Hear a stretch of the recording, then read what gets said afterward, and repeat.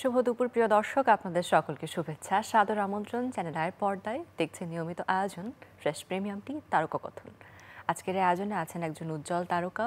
মঞ্চ থেকে শুরু করে নাটক, টেলিভিশন, সিনেমা, ওয়েব ফিল্ম সকল ক্ষেত্রে যা সরব উপস্থিতি রয়েছে আপনারা স্ক্রিনে দেখেছেন, এবং যে কাজগুলো তিনি করেছেন, যে চরিত্রগুলো তিনি করেছেন, সেই চরিত্রের যে গভীরতা তিনি সম্পূর্ণভাবে ফুটিয়ে তুলতে সফল। কারণ কিছু চরিত্র আমরা জানি যে এই চরিত্র হয়তো ওই মানুষটা ছাড়া আসলে কেউ ভালোভাবে প্লে করতে পারতেন না।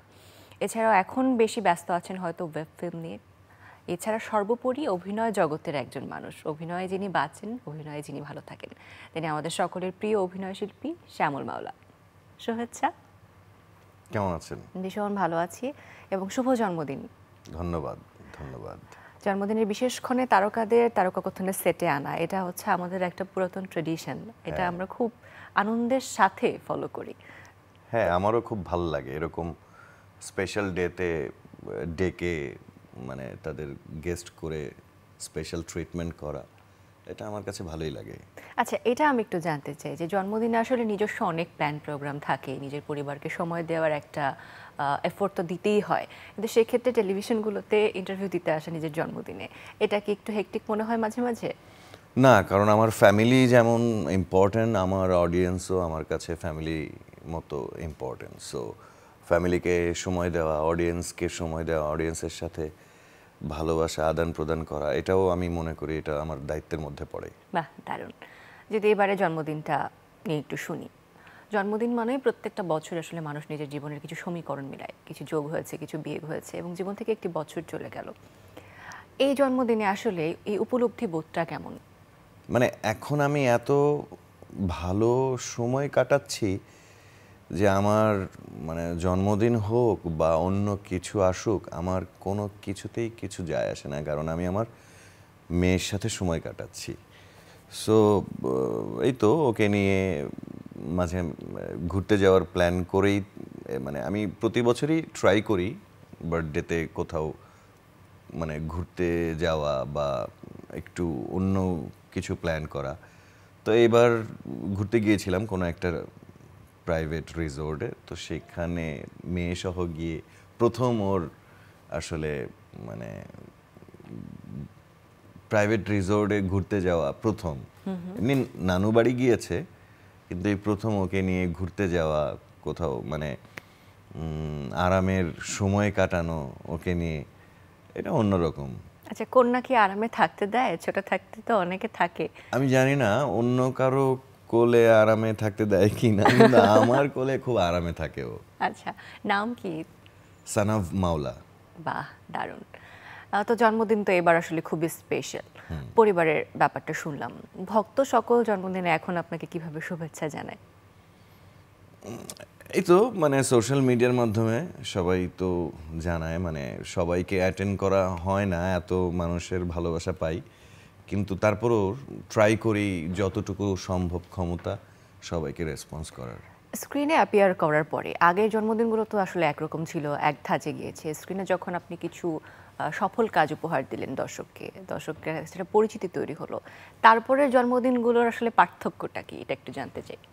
ছোটবেলার জন্মদিনের এক্সপিরিয়েন্স বলি, মানে এক্সপিরিয়েন্স না, মানে এরকম করতাম আমি সব, প্রতি বছরই আমি করতাম। আমি তখন একটা চকলেট, আমার খুব পছন্দের চকলেট ছিল, আজিজ চকলেট একটা ছিল, ওখানে স্টিকার পাওয়া যেত। তো স্টিকার কালেক্ট করা আমার খুব পছন্দের ছিল, ওইটা স্টিকারের জন্যই আমি ওই চকলেটটা বেশি পছন্দ করতাম। তো আজিজ চকলেট আমি কেনার জন্য আমি টিফিনের টাকা অনেক দিন ধরে জমিয়ে জমে জমে জমে অনেকগুলো চকলেট কিনতাম, কিনে আমার ক্লাসমেটদেরকে আসলে দিয়ে বলতাম আজকে আমার বার্থডে, আমাকে উইশ করো। এটা ছিল তখনকার সময়। আচ্ছা, এখন নিজে থেকে কিছু আসে না, কিন্তু আমার পরিবার আমার জন্য করে, এই তো। ভক্ত সকলকে গিফট বা চিঠি বা এরকম কিছু কি পাঠায় না? পাঠায় বলতে সোশ্যাল মিডিয়ায় যেরকমটা পাঠায় সেরকমটা, চিঠি তো আর এখন চিঠি তো আর কেউ পাঠায় না, সোশ্যাল মিডিয়ায় যতটুকু পাঠানোর। এমনিতে যখন চিঠির সময় ছিল তখন চিঠি পাঠাতো? কে পাঠাতো? না, তখন তো চিঠির সময় যখন ছিল তখন আমাকে এরকম চিঠি লেখার মতো আর কি ওরকম বয়স ছিল না, আচ্ছা। বা ওরকম কেউ চিনতও না আমাকে তখন। আমি আমি আমি আমার মতো থাকতাম, আমার মতো সময় কাটাতাম। চিঠি ওভাবে পাইনি আমি।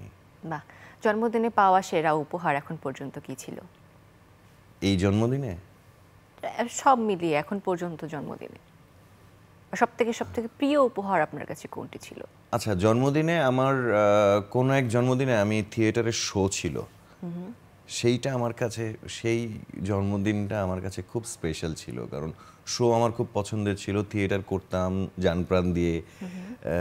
শো থাকলে আমার কাছে ওই দিনটা ঈদের মতো আনন্দ হয়। তো সেই দিন আমার বার্থডে, তো সেটা তো মানে ডাবল ডাবল ঈদ আসলে বলা যায়। আপনার তো আসলে থিয়েটার দিয়ে শুরু, এবং আপনি যেটি বলছিলেন যে জন্মের পর থেকে আসলে থিয়েটারের সাথে রয়েছেন। তো এখন কি থিয়েটারে নিয়মিত যাওয়া হয়, সময় দেওয়া এখন হয়? যাওয়া হয় না, এখন থিয়েটার মেনটেন করা মুশকিল হয়ে যায়। সময়, দূরত্ব, উত্তরা থেকে শিল্পকলা, মানে এটা মেনটেন করা একটু চাইলে মেনটেন করা যায়, কিন্তু এখন মুশকিল। হয়তো সময়, যদি সময় ভালো হয় তখন হয়তো আবার যাওয়া শুরু করব। বাহ, দারুণ। যদি একটু কাজের কথায় আসি, যে আসলে ওয়েব ফিল্মে আপনার উপস্থিতি এখন সব থেকে বেশি। কিছু কিছু কাজ রয়েছে, যেমন সদরঘাটের টাইগার রয়েছে, আবার আমাদের আই স্ক্রিনের আমি কি তুমি রয়েছে। এছাড়াও মহানগর, আন্তনগর, এই কাজগুলো তো দর্শকের কাছে আসলে বিপুল সাড়া ফেলেছে। ওয়েব কন্টেন্টে নিয়মিত হওয়া, এটার কি স্পেশাল কোনো কারণ আছে অন্য কোনো কাজের থেকে বেশি? না, অন্য কোনো কারণ কি থাকতে পারে? রেগুলার যেভাবে কাজ করি, নাটকে কাস্ট করা হয়, কাজ করা হয়, তো ওয়েব সিরিজেও তাই কাস্ট করা হয়, কাজ করা হয়। এরকম আলাদা করে তো তেমন কিছু নেই। তবে হ্যাঁ, শুটিং প্রসেসের পার্থক্য হয়। 2 দিনে একটা গল্প বলা আর সেই গল্পটা 10-15 দিনে বলা, বা 20 দিনে বলা, বা 30 দিনে বলা, তো পার্থক্য তো অবশ্যই আছে। একটা ক্যারেক্টারের মধ্যে 2 দিন বাস করা আর একটা ক্যারেক্টারের মধ্যে 30 দিন বাস করা, দুটোর মধ্যে পার্থক্য থাকে না? তো সেরকম অনেক ছোট ছোট কিছু পার্থক্য তো অবশ্যই আছে। যখন কোনো নতুন চরিত্র পান, সেই চরিত্রের জন্য নিজের আসলে কিছু কাজ করার জায়গা থাকে। এখন পর্যন্ত কোন চরিত্রে কাজ করতে আপনার সব থেকে বেশি ভালো লেগেছে বা একটু বেশি চ্যালেঞ্জিং মনে হয়েছে? সত্যি কথা বলতে কি, অনেকগুলো প্রোডাকশনেই আমি অনেকগুলো চরিত্রেই কাজ করে ভালো লেগেছে, কিন্তু আমি মানে রিসেন্টের মধ্যে বলি, আমি লাস্ট আমি কি তুমিতে পারফরমেন্স করে বেশ মজা পেয়েছিলাম। ডাবল ক্যারেক্টার ছিল, 2টা ওয়ার্ল্ড। সো আমি খুব এনজয় করেছিলাম ক্যারেক্টারটা। আসলে সত্যিকার অর্থে যদি একটা সিগমা বাংলাদেশে আপনি পৌঁছে যান, সেখানে গিয়ে আসলে একজন শ্যামল মাওলার অ্যাক্টিভিটিস কি হতে পারে, কি মনে হয়? আমি করলা খাবো সবার আগে, কারণ মিষ্টি আমার পছন্দ। মিষ্টি খুব পছন্দ। হ্যাঁ, আচ্ছা, তাহলে কি হেলথ কনসিয়াস না আপনি, একেবারে বলতে পারি মানে ফিটনেস নিয়ে সচেতন না? মিষ্টি পছন্দ, কিন্তু সবকিছুই আমি মানে লিমিটের মধ্যে রেখে তারপরে চলাফেরা করি। সবকিছু খাই দাই, সবকিছু লিমিটের মধ্যে। পছন্দ, কিন্তু সেটাও লিমিটের মধ্যে। আচ্ছা, যদি আপনাকে একদিনের জন্য একটা সুপার পাওয়ার দেওয়া হয় যে আপনি এই পৃথিবী থেকে বা বাংলাদেশের কিছু একটা পরিবর্তন করে দিতে পারবেন, তাহলে আপনি কি চুজ করবেন, কোনটি পরিবর্তন করবেন? ওরে বাবা, খুব কঠিন প্রশ্ন। পরিবর্তনের কিছু নেই, দুনিয়া তো এরকমই, দুনিয়া এরকমভাবেই চলবে। সো মানে 2 ভাগে আসলে দুনিয়া থাকে।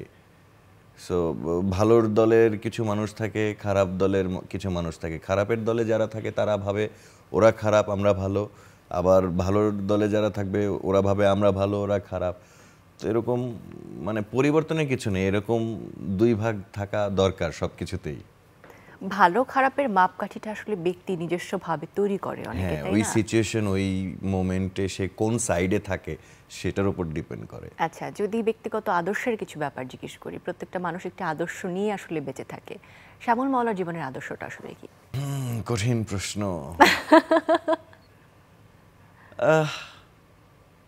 কিভাবে হোয়াট ইজ দ্য বলবো? Meaning of life to you? জীবনকে কিভাবে দেখেন আপনি? আমি জীবনকে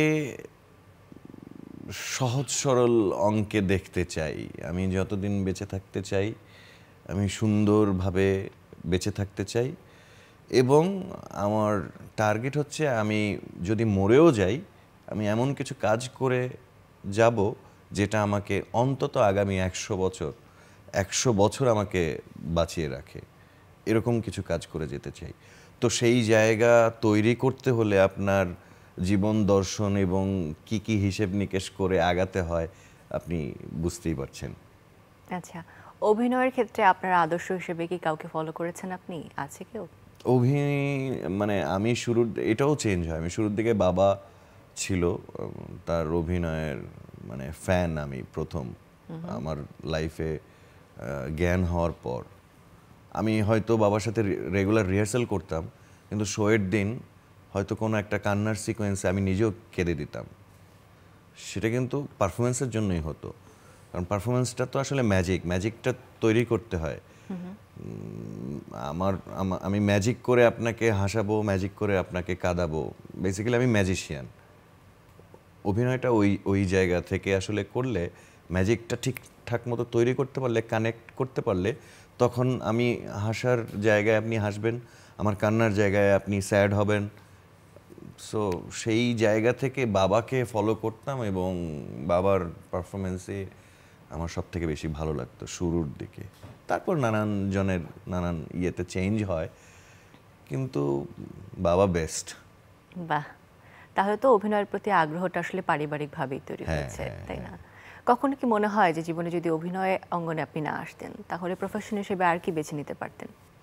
আমি বাবাকে দেখে সারা জীবন ভেবেছি যে আমারও বোধহয় 9টা থেকে 10টা কোনো একটা জব করব, তারপর সন্ধ্যায় থিয়েটার করব, থিয়েটারে গিয়ে আবার রাতে বাসায় এসে খেয়ে দিয়ে ঘুমিয়ে পড়বো, আবার সকালবেলা অফিস করব। মানে আমি অভিনয় করে উপার্জন করব, এটা আমি কখনোই ভাবিনি। কিন্তু এছাড়া আমার ইচ্ছে ছিল আর্মিতে যাওয়ার, আমার ইচ্ছে ছিল ক্রিকেটার হওয়ার। ওই যে মানুষ চেঞ্জ হয়, তো সো মানুষের পছন্দও চেঞ্জ হয়, তো এরকম ধাপে ধাপে অনেক কিছু হওয়ার ইচ্ছে হয়েছিল। কিন্তু অভিনেতা হব এরকম টার্গেট ছিল না। আর্মিতে যাব বা কোনো একটা জব করব, অথবা মাঝে মাঝে ক্রিকেট খেলতাম, মনে হয় যে আমি ক্রিকেটার হই, এরকম ভাবনা থাকতো সবসময় মাথায়। এখন কি ক্রিকেট খেলা হয়? সময় পান এখন আপনি? ক্রিকেট খেলা হয় মাঝে মাঝে। আচ্ছা, ছোটবেলায় বেড়ে উঠেছেন কোন এলাকায়? শাহবাগ। শাহবাগে, মানে ঢাকায় একদম? একদম ছোটবেলা ঢাকার থেকে? প্রাণ কেন্দ্র। সেই ওখান ছোটবেলার থেকে সময়টা আসলে কেমন ছিল? কেমন দারুণ। কাটতো? আমি লাকি যে আমি শাহবাগে আমার বেড়ে ওঠা, কারণ আমাদের এই দেশের যে কোনো উৎসব হোক, আনন্দ হোক, শাহবাগ থেকে শুরু, বিক্ষোভ হোক, আন্দোলন হোক, শাহবাগ থেকে শুরু, রং ছড়ানো হোক, ভালোবাসা আদান প্রদান হোক, শাহবাগ থেকে শুরু। সো আমি ওই এলাকায় বেড়ে ওঠার কারণে আমি একদম কাছ থেকে সব কিছু আমার দেখা। আচ্ছা, বন্ধু বান্ধব আছে কেমন? মানে ফ্রেন্ড সার্কেল কি অনেক রিজার্ভ নাকি অনেক ব্রড, কোনটা? একটা বয়স পর্যন্ত অনেক ফ্রেন্ড সার্কেল ছিল, আমি অনেক আড্ডাবাজ ছেলে ছিলাম, কিন্তু ইদানিং দেখছি আমার কোনো ফ্রেন্ড নাই। আমি বাসাতে আড্ডা দিই, বাসাতেই সময় কাটাই, কাজ ছাড়া বাসা থেকে বের হই না, বাসাতেই ভালো লাগে এখন। আচ্ছা, বন্ধুরা তাহলে কি হারিয়ে গেল হঠাৎ করে জীবন থেকে?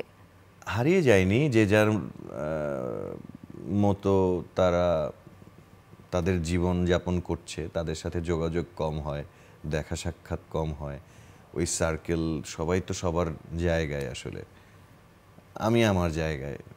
হয়তো কখনো কখনো মাঝে মাঝে দেখা হয়, বাসাতেই আড্ডা দিই ম্যাক্সিমাম টাইমে। যদি আড্ডা দিতে মন চায় বাসাতেই ডাক দিই, বাসাতেই আড্ডা দিই, তাও বাসা থেকে বের হই না।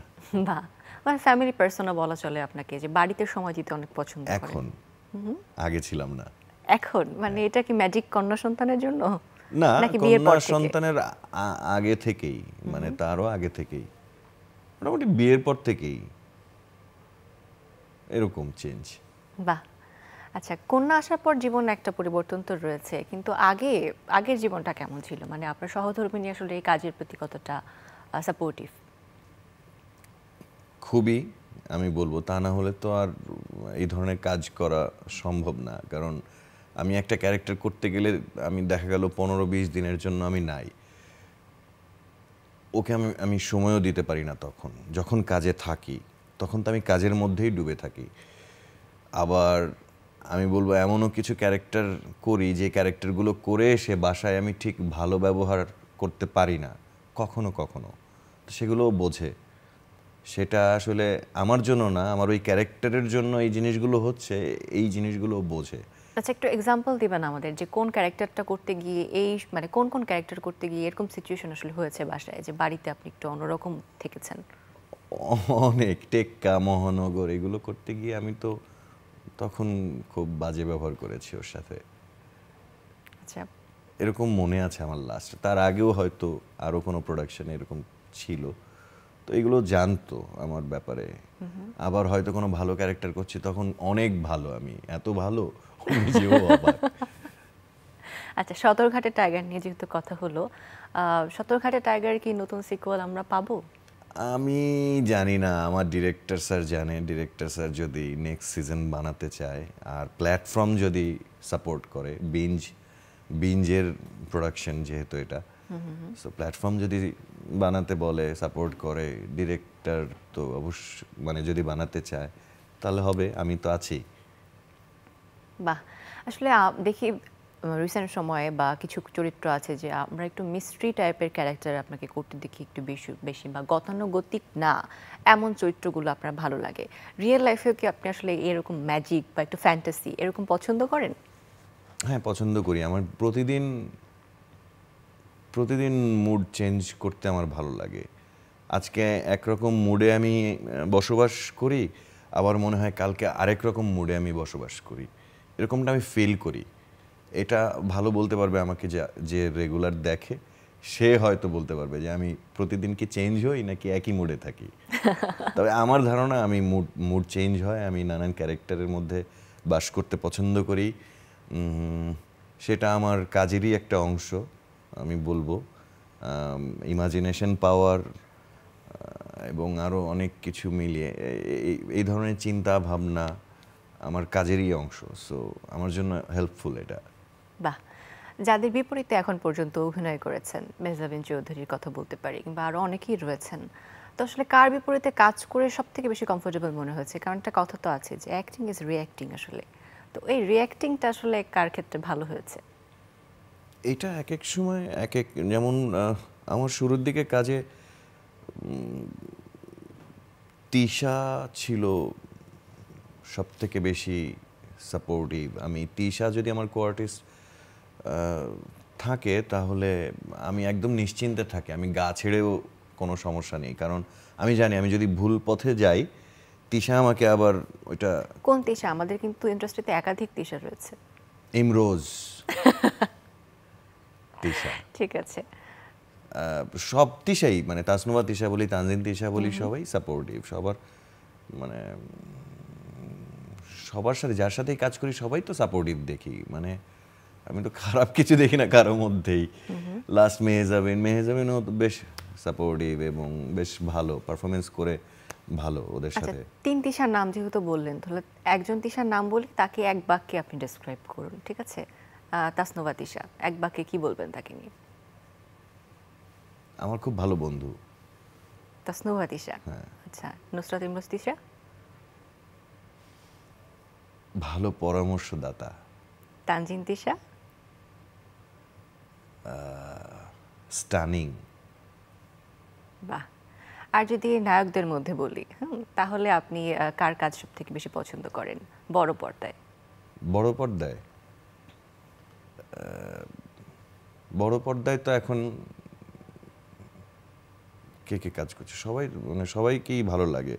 সাকিব ভাই ভালো লাগে, সিয়াম ভালো লাগে, রাজ ভালো লাগে, নিশো ভাই? নিশো? নিশো, শুভ ভাই, তো সবই মানে হয় কি, মানে রিলেশনটা তো কাছাকাছি তাদের সাথে, সবার কাজই ভালো লাগে। চঞ্চল দা, মোশাররফ ভাই, তাদেরকে, তাদের সাথে তো কাজ করে বেশ আরো বেশি ভালো। আচ্ছা, চরিত্র নির্বাচনের ক্ষেত্রে আসলে কোন দিকটা আপনি সব থেকে বেশি দেখেন? যে চরিত্রের গভীরতা, কোন ডিরেকশনে কাজ করছেন, নাকি মানে মূল গল্পটা কোনটা? মূল গল্প এবং চরিত্র, এই দুটার সাথে মানে পাশাপাশি সংযোগ থাকে। গল্প এবং চরিত্র মানে দুইটাই দেখতে হয়। শুধু চরিত্র আর গল্প মানে গল্প দেখলাম না, শুধু চরিত্র দেখলাম, হবে না তাহলে। অথবা শুধু গল্প দেখলাম, চরিত্র দেখলাম না, তাও হবে না। দুইটাই দেখতে হয়। গল্প, প্রথমে গল্প, দেন চরিত্র। আচ্ছা, মানে আপনি এখন কি বেছে কাজ করছেন নাকি এই কাজগুলো আপনি খুব ফ্রিকোয়েন্টলি করার চেষ্টা করেন? সত্যি কথা কি, আমি শুরুর দিকে বেছে কাজ করতাম, আমার ক্যারিয়ার শুরুর দিকে। এখন এটা অটো হয়ে গেছে। যে কেউ কোনো এক্সপেরিমেন্টাল প্রোডাকশন হোক বা একটু ওই যে আপনি যে প্রোডাকশনকে বেছে বলছেন, সেই প্রোডাকশনগুলো ওরকম কোনো ক্যারেক্টার হলে আমার কাছে স্ক্রিপ্টগুলো আসে, আমার কাছে আসে অফারগুলো। সো এটা অটো হয়ে গেছে, এখন কাউকে বলতে হচ্ছে না, আমার কোনো কিছু করতে হচ্ছে না। আপনি একটা বিজনেস রান করলে, বিজনেসটা তো অনেক দিন চললে সেটা অটো একটা সিস্টেমে পড়ে যায়, তখন অটোমেটিক চলতে থাকে।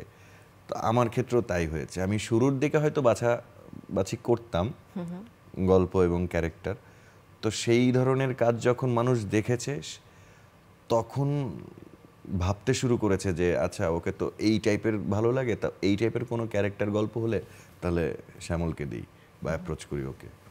এরকম অটো হয়ে যায় এখন। যেমন ছিল যে যখন আপনি একাধিক ব্যবসা সফল কাজ বলি কিংবা দর্শক নন্দিত কিছু ভিন্ন ধারার কাজ করেন, তখন দর্শকেরা আপনার প্রতি একটা ভরসার জায়গা তৈরি হয়েছে যে যখন আপনি কোনো চরিত্র প্লে করছেন বা কোনো কাজ করছেন সেটা একটা নির্দিষ্ট কোয়ালিটির থাকবে। তো সেক্ষেত্রে ফ্রিকোয়েন্ট কাজ করা এই ক্ষেত্রে কিছুটা বাধাপ্রাপ্ত হতে হয় কিনা, কি মনে হয়? কিছুটা তো হয়ই, আর ওই অভ্যাসটা তো একদম ফেলে দেয়নি, কিছুটা তো থাকেই বেছে কাজ করার বিষয়টা। মানে কিছুটা বলতে গল্প এবং চরিত্র ভালো লাগলে আমি তখন ওটার পেছনে লাগি, আর গল্প এবং চরিত্র ভালো না লাগলে তখন খুব একটা লাগি না আসলে ওটার পেছনে, চলতে থাকে আর কি। বাহ, ওটিটির কথা একটু জানতে চাই যে ওটিটি এক সময় যখন শুরু হয়েছে বাংলাদেশে যে একটা নতুন ঝড়ো হাওয়া দিয়ে, তখন আসলে বিভিন্ন আঙ্গিকের ভিন্ন গতির গল্প আমরা পেয়েছি, কিন্তু এখন আপনার কি মনে হয় ওটিটির গল্পগুলো কি একটু এক ধরনের হয়ে যাচ্ছে বা গতিটা কি একটু মন্থর হয়ে গিয়েছে? ওটিটির কাজই তো বেরোচ্ছে না এখন।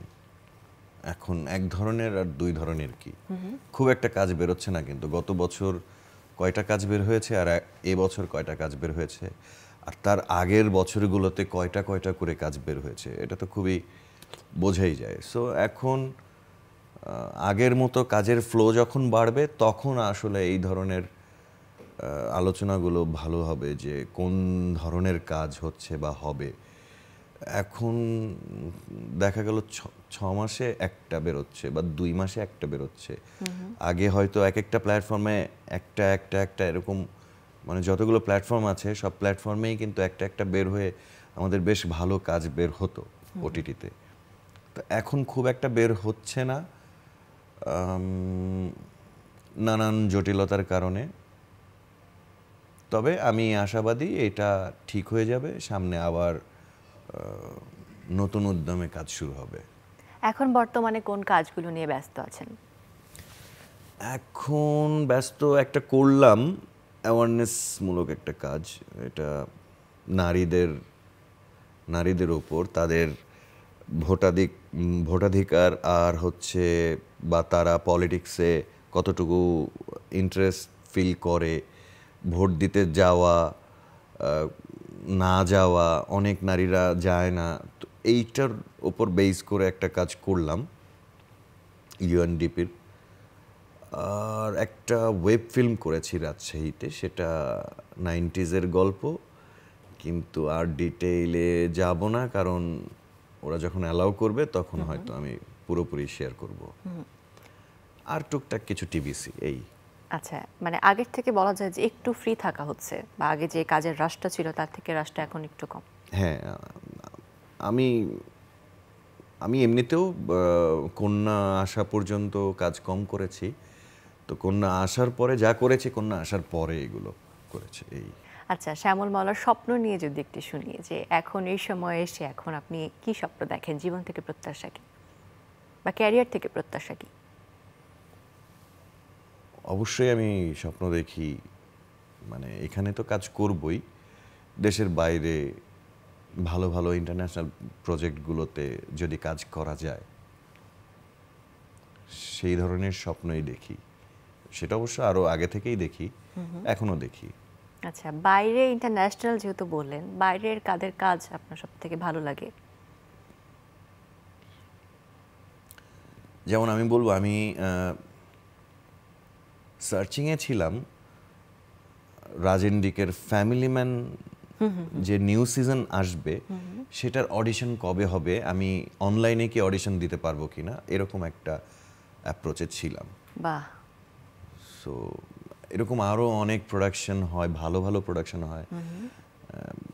অত দূরে চোখ না ফেলে আমি যদি পাশের দেশেই যদি ফেলি, তো এইভাবে আমি ফেলতে পারি। হয়তো পাশের দেশ থেকে হয়তো আরেকটু পাশের দেশে যাওয়া, এরকম ভাবে চিন্তা করাই যায়।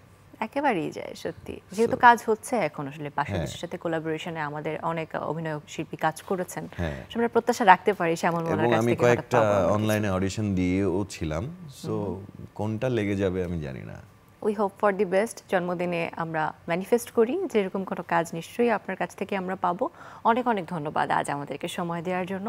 আজ কেক কেটে আমরা জন্মদিনটা উদযাপন করতে চাই, যেহেতু কেক ছাড়া আসলে জন্মদিনের উদযাপন অসম্পূর্ণ আমরা বিশ্বাস করি।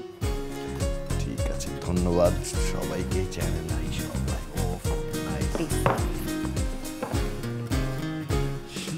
শুভ জন্মদিন, অনেক অনেক শুভেচ্ছা আজকের এই দিনে। এই কেকের মতোই মিষ্টি কাটুক আপনার জীবন এবং আগামীর পথ চলা।